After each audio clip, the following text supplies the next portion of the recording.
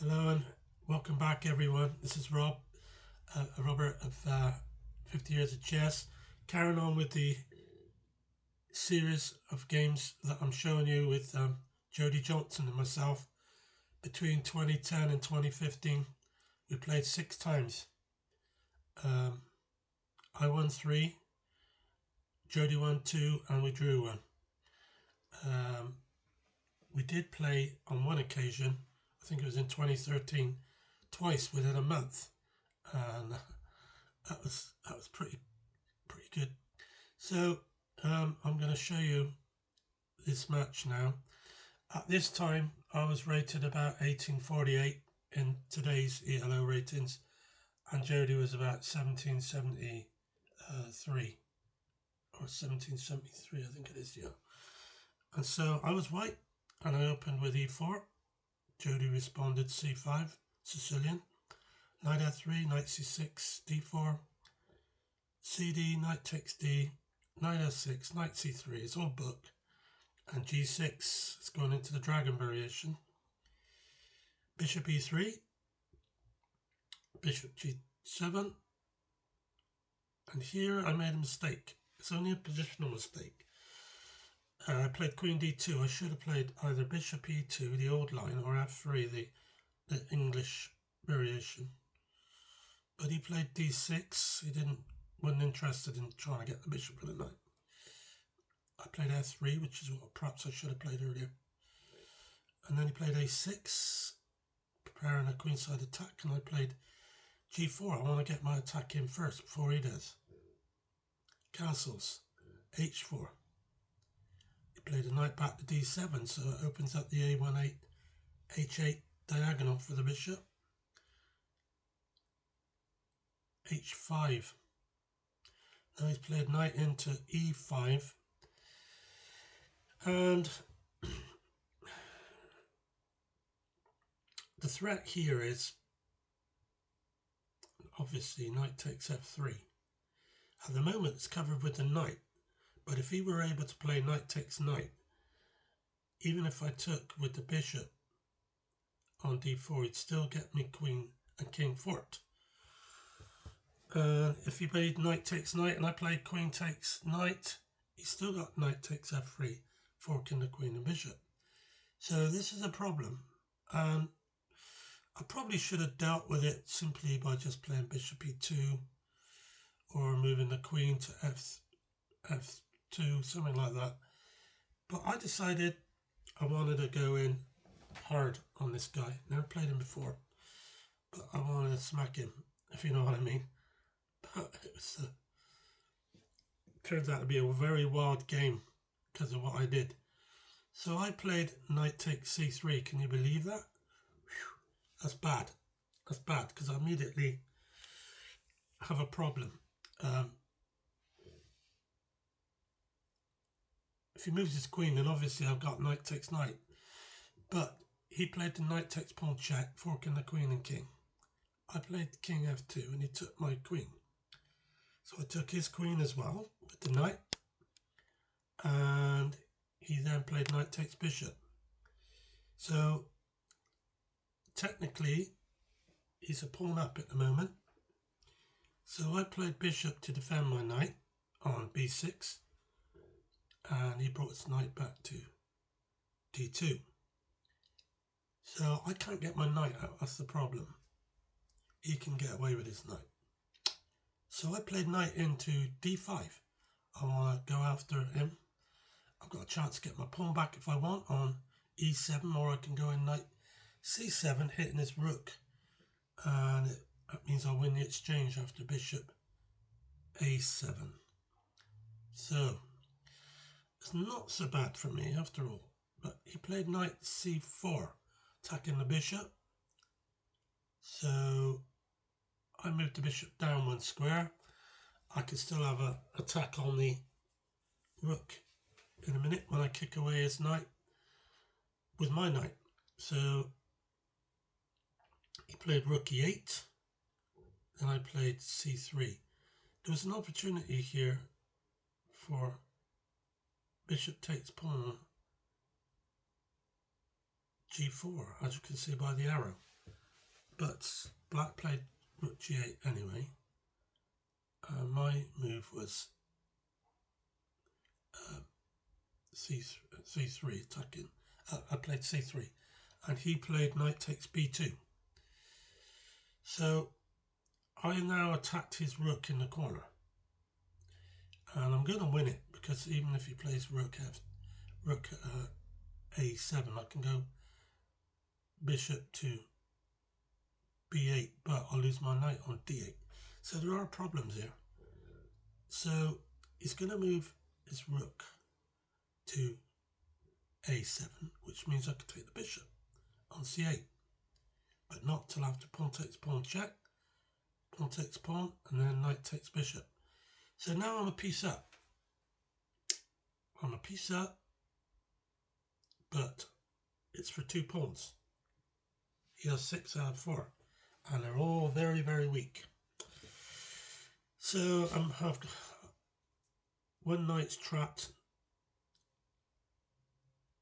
and he played bishop takes pawn. That puts me 3 pawns down for the piece. So we're level in that respect. So I played a rook up attacking the bishop. That was a mistake. That was a really big mistake. He's definitely better now because of that. I should have played rook c1 attacking the bishop, not rook h3. I want to double up my rooks and have a chance of checkmating him down on h8. But as long as that bishop's on that diagonal, I can't do it anyway. So he played bishop d4 check, king e2, and then brought his knight back so that I cannot play a bishop or knight on b6, or can I? I played rook a to h1. Now there is a possibility that if I can play the knight or bishop at some point onto b6, we can swap off 2 pieces, but he won't have any protection on h8 and I can get him. So he played the rook back as I thought he would. So I attacked it again. He took with the knight, I took with the bishop, and here he cannot take bishop takes bishop. He could, but after rook h8 check, king g7, I've got rook takes rook. So I'll be in a very good position, even if he were to take on d8. I could swap and then bring the other rook down even. So he's gone back bishop to g7. Now I've played my rook across the b3. And he played rook c8. I took the pawn on b7, but I'm very uncomfortable here. 5 pawns against 3, and he's going to win more. So rook c2, king up to d3, putting the question to the rook, and he took the a pawn. So I've now brought my bishop back, which is important because that bishop of his is good. So I'm asking the question to his bishop, what's he going to do? So he's not going to swap because he knows that if I swap, he can bring his other rook across to h8. But he wants to attack my other weak pawn. That's his plan, to go after my weak pawns. But I'm not going to let him take this one. I've played rook on h1 to g1, covered by my bishop. He's gone rook to h2, knight back to a4, and now he's checked me, and I have to do something here. I can't leave the bishop. I can't leave the bishop because he would take it if I go back to c2. So I have to really play bishop e3. But now he's brought the other rook into the game, and he's got some serious threats, especially on c3 in a minute if I don't watch it. So I played the knight back to c4 to keep that rook out of the game, and he played e6. If I play knight takes, then he's got rook d8 pinning the knight, and I'd have to play the rook down to b6, and Then maybe you got bishop h3, rook to e1. Who knows what happens after that? So I played rook b7. Not a good move.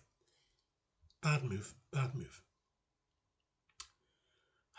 Very bad move.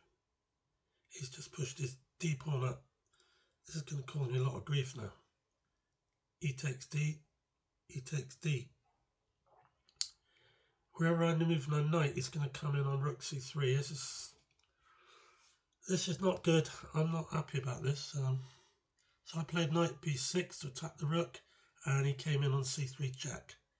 King d2, and he's took the bishop. So he's got 4 points against my 1, and he's got his piece back.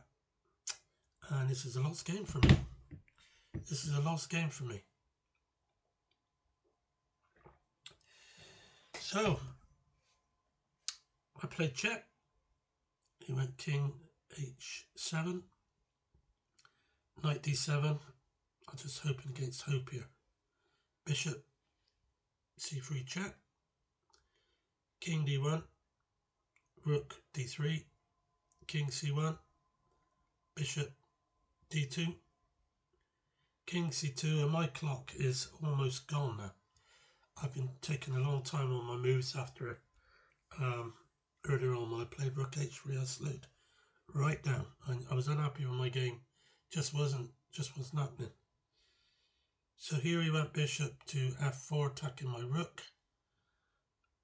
So I checked on f6, king g7, knight to e8, king h6, and I played rook b7,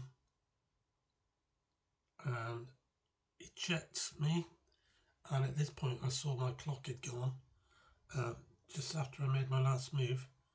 So I went back to b1, and then it was clear that I'd lost anyway. So I resigned because I couldn't just carry on. He still had quite a bit of time left because he's a fast player. So I blew that game with rook h3 earlier on. It totally turned the game. But all credit to Jody. If he gets a chance and you give him a chance, he usually will find an answer. So this was not a good result for me, and Jody won. So with the 2 games I'd already put on, which were wins for me, and the 2 losses I've now put on against me, we're 2-2, and we've got 2 more games to go. So I'll be showing you them very soon. Now I'm going to show you a few things